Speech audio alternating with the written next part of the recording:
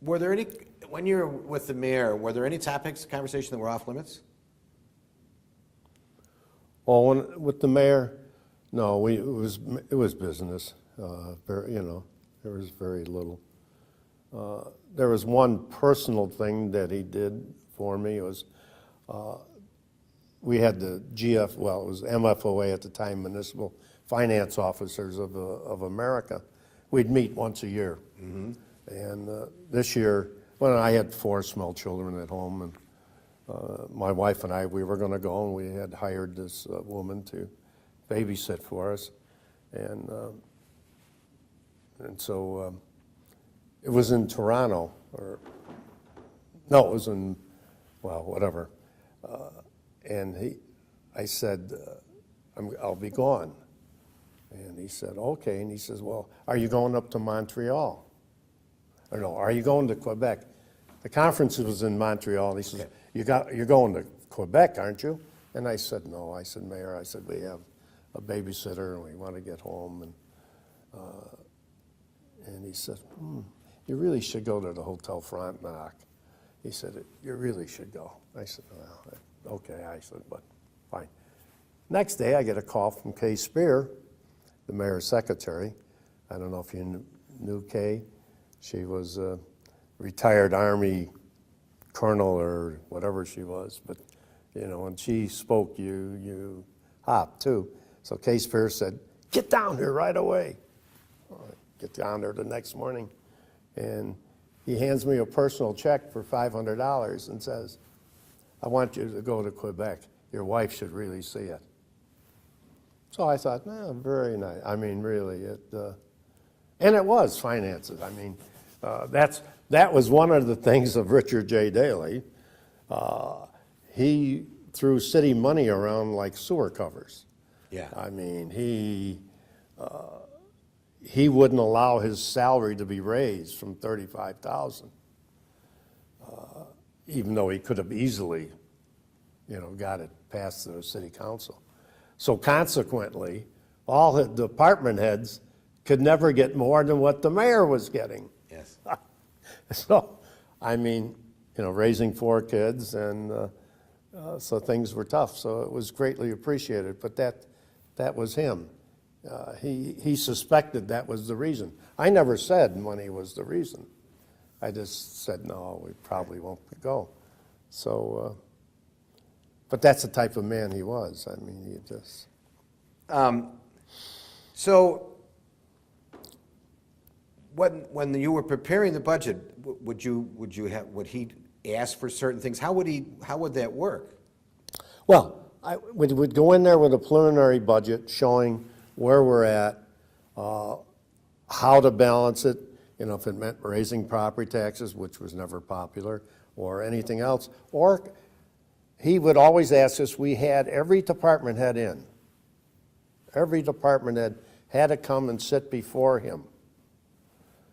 From the lowest 10-person office up to the superintendent of police, had to come in and justify their budget. And he asked me we would make up 2-3 page list of questions. He didn't use them all, but he picked and chose. And I won't use names, but the one department head, he was the son of a very powerful alderman. And we had a group in our office that would go out and do field inspections and checking on city workers. And so we had a nice little write-up that things were not going that well for this particular unit. So he shot the question at the son, and boy, I didn't get back to my office in 5 minutes, and I heard from the father, Is that right? But that's that's how the budget worked. He would ask questions. He would get into, is there a better way of doing it? And then he also, at times, when it came to financing, big projects and that, he would call in Alderman Keene.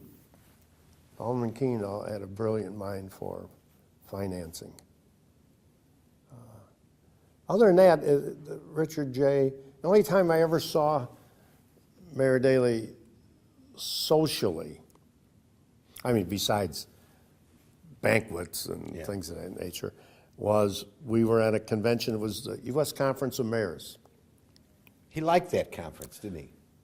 He was the president of that group. I mean, he was, even though he was, I forget what they call him, but say the president. But after that, he was always looked up at. I mean, he always, well, we went to Boston. It was in Boston. It was Mayor White was the mayor at the time. Well, we got off the plane and got out of the airport, and there was a string of convertible cars for us, for all of Mayor Daley's staff. I mean, it was great. We had detectives that were driving us around. So the final night, they were going to have dinner at Pier 17 or one of them. It's in the Boston Harbor there. One of the restaurants. Durkin and Park? Wherever. Yeah. So we're there, and we were the first to arrive, the mayor and Mrs. Daley and my wife and myself and Ken Sane and Tom Donovan and Jane Byrne. So the mayor motioned for us to sit near them. So we did. And so then,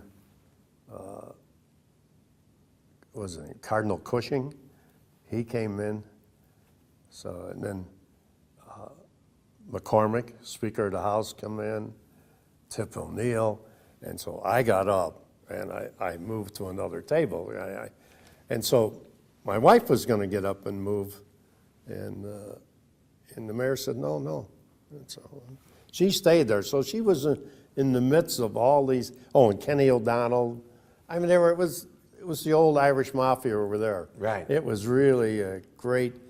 And the mayor, and they just kept bringing food. You know, you walked out of there, you almost waddled out of there.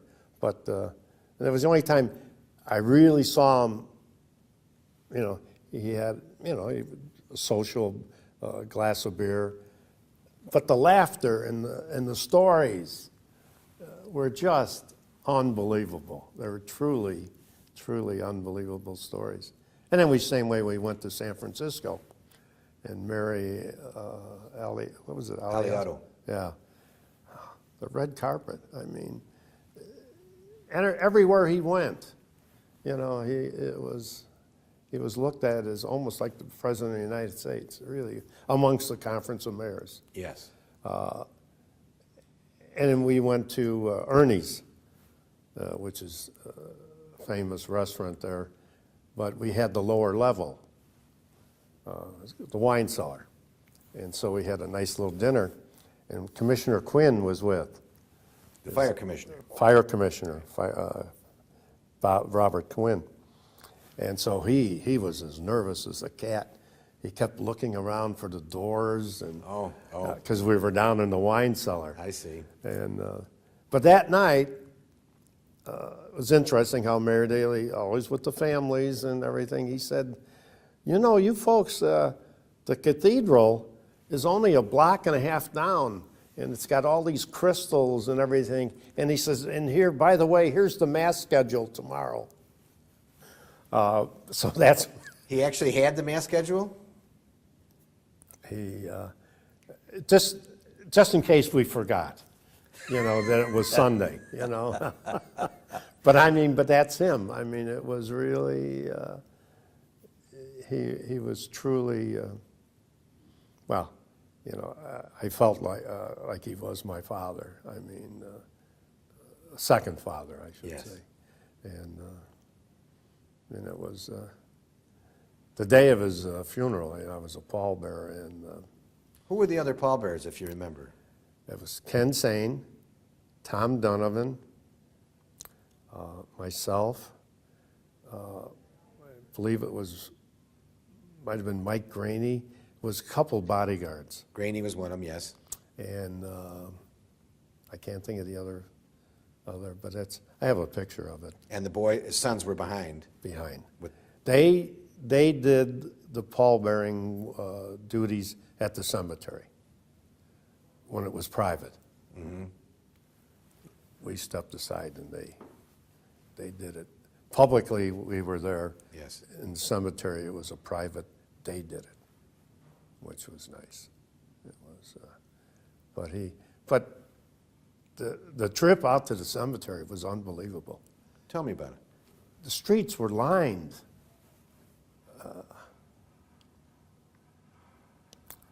Streets were lined with people. I mean, it was, They knew the route. yeah. It was printed in the paper. Oh, I see. Every school. All the schools are out? It was unbelievable. It really was. I was city editor that time, and I was working. Oh. I didn't go to the wake until midnight because I was working. And who was there? Jimmy Carter? Would have been Jimmy Yeah, Carter? I think it was Carter. Yeah, Jimmy 76. Carter was there. But when you say that, you mean there was people aligning along all the streets for the funeral. All the way out. Right? And that wasn't organized. No. That was just by choice. Right. Because you're in the suburbs most of the time. Everybody came out. Yeah. Yeah. He just wasn't mayor for Chicago. He was mayor for the region. That's right. And you mentioned that the mayor would talk to Keene about financial matters. On refinancing and things of that nature. No, as far as the budget, the budget itself, no. But when it came to like refinancing the Skyway or refinancing, yeah, he would seek his counsel. Who else, what other individuals' counsel did he seek? What other individuals? Well,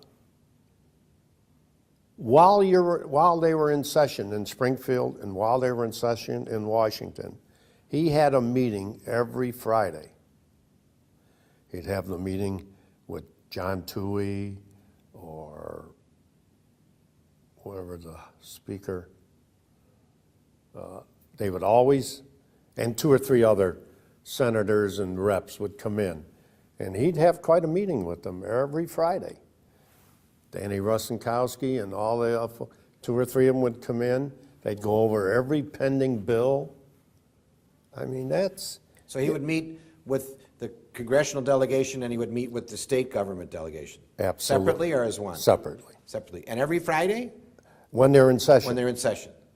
When they were in session. Well, they would come up, or unless they were off a day early or something, they would have it the day before. But I mean, it was once a week. A week didn't go by that he didn't meet. And they went over everything that's pending. I mean, that man, he worked and worked at his job. He really did. I mean, people don't realize they call him a king, dictator, whatever. He loved this city and he loved this state. But you have to work at it if you want to make sure that you get things done for your city. Look at University of Illinois. If it wasn't for Richard J. Daley, that wouldn't be there today. That's right. He wanted it originally when he was a state senator. He started fighting for it when he was a state senator. And then when he became mayor, he wanted it at 12th Street, 12th and State, going down where Dearborn Park is. Mm-hmm. It was a railroad land. Well, fighting the railroads was, even for Richard J. Daley, was tough. So he finally gave up on it and went on the west side.